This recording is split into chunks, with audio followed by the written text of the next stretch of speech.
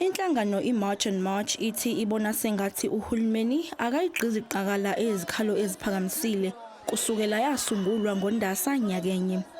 We do feel ignored because we know for a fact that if the government wanted to make it as a very, very strong sign and signal that the natives are tired, they would do so.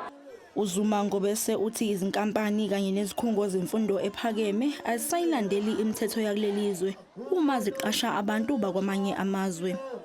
And we've come to notice that a lot of companies, universities, places are not hiring people according to that.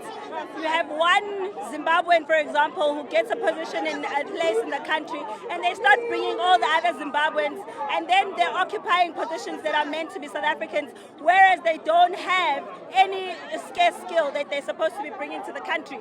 Namaqembu ombusazwe kanye nezinhlangano zomphakathi bebeyingxenye yalombhikisho.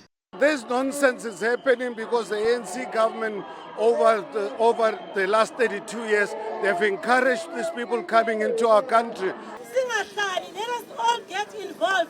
Ekuhlaleni la sikhona, we need to unite and sibe involved. Abafana siqhathe lento ethi South Africa belongs to all who live in it.